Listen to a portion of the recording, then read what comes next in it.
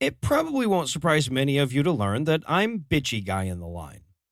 And I'm hesitant to admit it because I know from experience that most people just hate bitchy guy in the line. But before you judge me too harshly, let me speak for just a moment in defense of both myself and my kind. Right, so here we are. We're in a line, and for whatever reason, it's not moving, or, it's not operating as lines like this one normally would.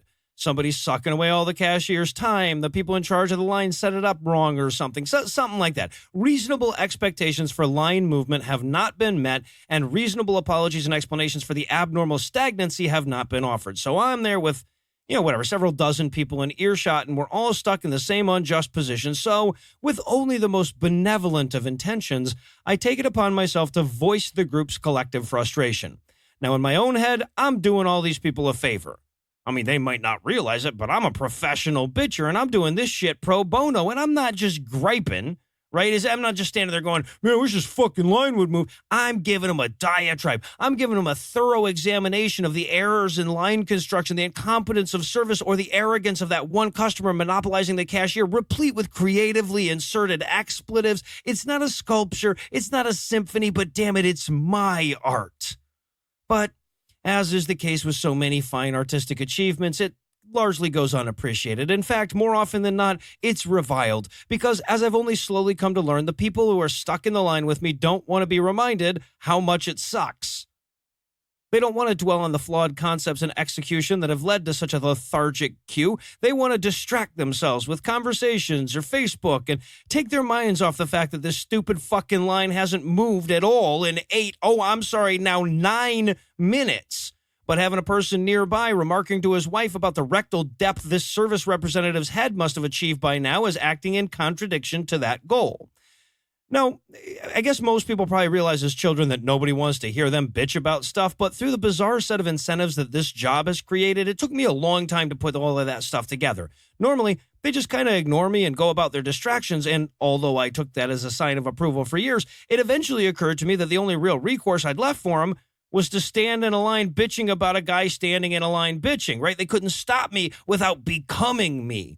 And of course, once in a while, I was rewarded for being bitchy guy in the line. After all, I might personally be like hypersensitive to the proper pacing of a line, but if it's bad enough, at a certain point, everybody kind of catches up with me, right? At that point, they generally appreciate having somebody else willing to take up the mantle of squeaky wheel on their behalf. So there's some invisible line where bitchy guy in the line goes from being an asshole to an annoyance, and then there's another line where he goes from being an annoyance to the voice of the people. But more often than not, the line moves way before I cross either of those lines, and I'm just that asshole that you were in line with. So the next time you're in line and you hear one of us in your midst, before you get too annoyed, keep in mind that if they timed it better, you'd be on board, right? Just a matter of timing. And even if they're being an insufferable asshole, you should at least temper your frustration by remembering that if it weren't for people like that, we wouldn't have a fucking movement. See, I know I've tortured the analogy already, but I'm going to go ahead and spell it out. When I was growing up, it was unspeakably rude to criticize religion. Yes, religion was wrong. Yes, that was provable. Yes, religion was harmful. Yes, we all see that. But nobody wanted to talk about it or even think about it. They just wanted to distract themselves with a book or a conversation about the weather. They wanted to think about other things with the confidence that eventually the line would start moving again. But some of us didn't pick up on that social convention, or else we just didn't give a shit about it. And we turned to the people to our left and to our right, and we said, hey, this is wildly unreasonable, isn't it? But they kept their eyes down and their mouths shut, and they thought to themselves, sure, the line isn't moving, but it would be way less insufferable if this jackass didn't keep pointing it out. But we didn't realize that. We took their acquiescence as a sign of approval, so we kept going. And sure, once in a blue moon, somebody in the line would shout us down. Somebody would say, dude, enough, we get it. You don't like standing in the line, now shut the fuck up. And far more often than not, the crowd would side with that person and join in their condemnation. But somewhere along the line, we passed through this invisible line where the trespasses of religion were too bold to ignore by sticking your face in your phone, and where those of us speaking up were once assholes, we were now regarded simply as annoying. Right? I don't know where this line was. Perhaps it was the point where the Vatican crossed over the 6-digit mark on known child rapes. Who knows?